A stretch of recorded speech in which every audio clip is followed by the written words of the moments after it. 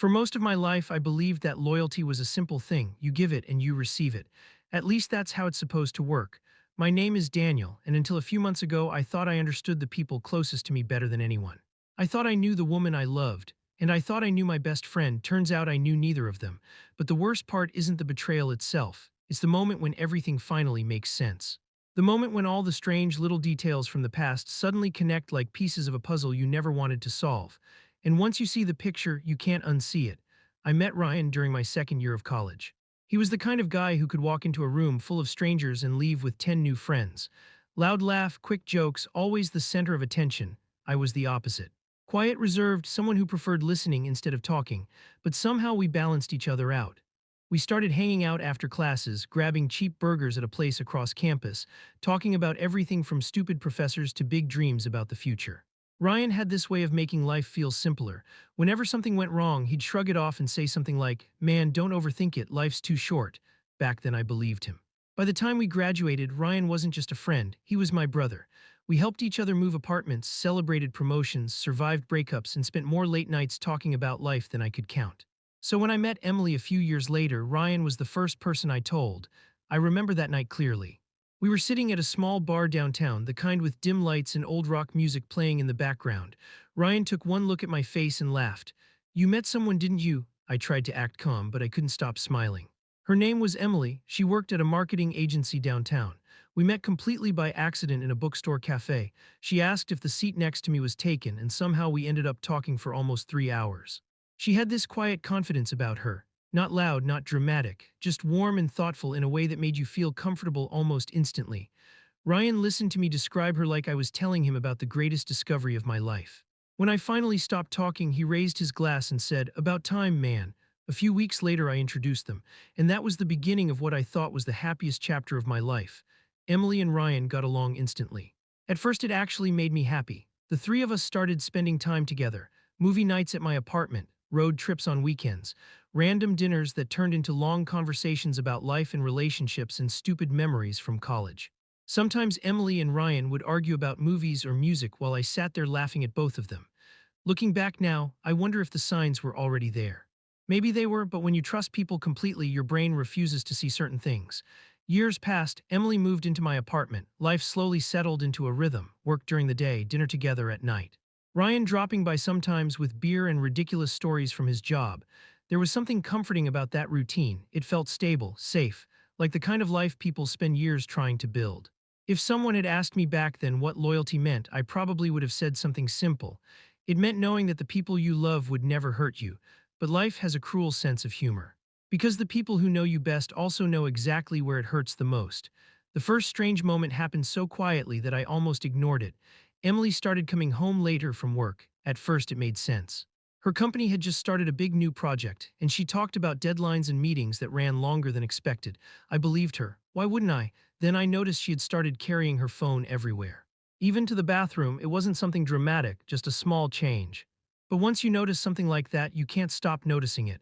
One night Ryan came over like he usually did. Emily was still at work. We were sitting in the kitchen drinking beer and talking about random things.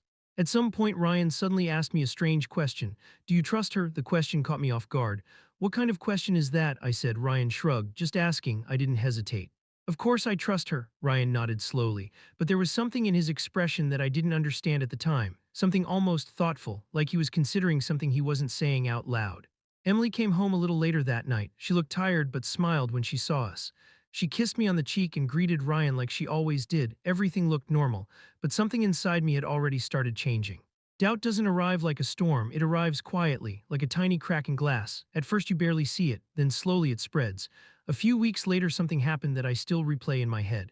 I came home earlier than usual that day. The apartment was quiet. Emily wasn't there, but her purse was sitting on the kitchen table. I thought maybe she had stepped out to grab something from the store. Then I heard the sound. A message notification. Her phone was lying next to the purse. The screen lit up. I had never been the kind of person who checks someone else's phone, never, but for some reason I looked, just a glance. That's all it took. One word appeared on the screen. "Miss you," no name, just a phone number. My stomach tightened instantly. I didn't pick up the phone. I didn't open the message. I simply stared at the screen for a few seconds before placing it face down on the table. When Emily came home about 20 minutes later, she acted completely normal. She smiled, kissed me. started talking about her day like nothing had happened, and that's when the feeling in my chest became heavier, because sometimes people act so normal that it becomes suspicious. Over the next few weeks, I started noticing things I had never paid attention to before. Emily laughing quietly while texting, her phone screen turning dark the moment I walked into the room. The way she sometimes seemed distracted when we talked, like part of her mind was somewhere else. One evening, Ryan came over again. Emily had cooked dinner. The three of us were sitting in the living room after eating, talking about a movie Ryan insisted we needed to watch. Emily laughed at something he said. Ryan looked at her, and for a brief moment something happened. A look, just a second, but it was different, too familiar, too comfortable. My brain instantly rejected the thought that appeared, no, impossible. Ryan was my best friend. Emily was the woman I loved. People you trust don't betray you like that, right? But the human mind is strange. Once suspicion enters, it starts building its own story. And every little detail begins to support it. The late nights, the phone messages, the strange look. I told myself I was imagining things, but deep down a quiet voice kept asking a question I didn't want to hear. What if you're not? One night I woke up around 2 in the morning. Emily wasn't in bed. I got up and walked into the living room. She was sitting on the couch, her phone in her hand. When she saw me, she quickly locked the screen. Couldn't sleep, she said. Maybe it was the tone of her voice. Maybe it was the way she avoided my eyes, but in that moment something inside me shifted. Not anger, not yet. Just a strange, cold realization. Something was wrong. I didn't confront her, not then. Instead, I did something I had never done before. I started paying attention. Real attention. And what I began noticing over the next few days slowly destroyed the comfortable world I thought I lived in. Ryan started canceling plans with me more often. Emily started having more late meetings. And sometimes their timing lined up in a way that made my stomach twist. Coincidences happen, but too many coincidences stop being coincidences. They become patterns, and once you see the pattern, you can't ignore it anymore. A week later, I made a decision. I was going to find out the truth, no matter what it was, because living with doubt is sometimes worse than living with pain. I told Emily I had to stay late at work that Friday. She nodded casually, like it was nothing unusual. Ryan had also texted me earlier that day saying he had plans and couldn't hang out. Everything looked perfectly normal, too normal. Around 7 in the evening, I left the office, but instead of driving home, I drove somewhere else. Because earlier that week, while Emily was in the shower, I had seen something on her phone, a message notification. This time there was a name, Ryan. I remember the exact moment my brain refused to accept what my eyes had seen. But now I was driving toward Ryan's apartment. My hands were tight on the steering wheel. My heart was beating harder with every block I passed. Part of me still hoped I was wrong, that this was all some terrible misunderstanding. But deep down, I already knew. When I finally parked across the street from Ryan's building, I sat there for a long time, just staring at the entrance, trying to gather the courage to walk inside. Because I knew that once I opened that door, my life would never look the same again. Eventually, I stepped out of the car, walked across the street, entered the building. Each step up the stairs felt heavier than the last. Until I was standing in front of Ryan's apartment, my best friend's door. I raised my hand and knocked. A few seconds passed, footsteps approached from inside, the door handle turned. And when the door slowly opened, everything inside me went completely silent. The door opened slowly, and for a moment my brain simply refused to understand what my eyes were seeing. Emily was standing there, barefoot, her hair slightly messy, like she had run her hands through it too many times. She was wearing one of Ryan's oversized shirts. I recognized it instantly. I had seen him wear it dozens of times before. For a few seconds, neither of us moved, neither of us spoke. The hallway behind me was completely silent, but inside Ryan's apartment I could hear music playing quietly in the background. Emily's face went pale the moment she saw me. It was the kind of expression people have when their entire world collapses in a single second.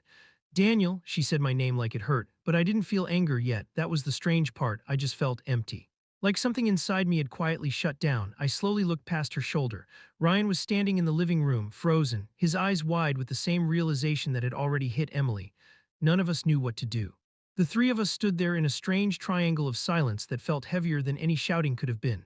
I remember noticing small details in that moment: a wine glass on the table, Emily's jacket hanging on the chair, Ryan's car keys next to the couch, little pieces of evidence scattered around the room like quiet witnesses. Ryan finally stepped forward. Daniel, listen. I held up my hand. He stopped immediately, not because I raised my voice, but because of the look on my face. For the first time in years, Ryan looked like he didn't know what to say, and that alone told me everything I needed to know. The truth has a strange weight. Once it's in the room, everyone feels it. Even if nobody says the words out loud. I slowly stepped inside the apartment. Emily moved aside without a word. I could feel both of them watching me, waiting for something, an explosion, a scream, a punch, but none of that came. Because the anger hadn't arrived yet, first comes something else, disbelief. A quiet voice in your head repeating the same question again and again. How long? I looked around the apartment again, trying to see it through new eyes. Trying to imagine all the moments I had been somewhere else while this place held secrets I knew nothing about. Finally, I spoke. My voice sounded calm, too calm. How long? Emily looked down at the floor. Ryan rubbed the back of his neck like he always did when he was nervous. Neither of them answered immediately. That silence was an answer in itself, but I waited. Eventually, Emily whispered, a few months. A few months. The words echoed in my head, months, not a mistake, not a moment of weakness, a pattern, a routine. Ryan finally spoke again. Man, it wasn't supposed to happen like this. I almost laughed, not because it was funny, but because it was such a ridiculous sentence. Nothing about this was supposed to happen. I looked at him, really looked at him.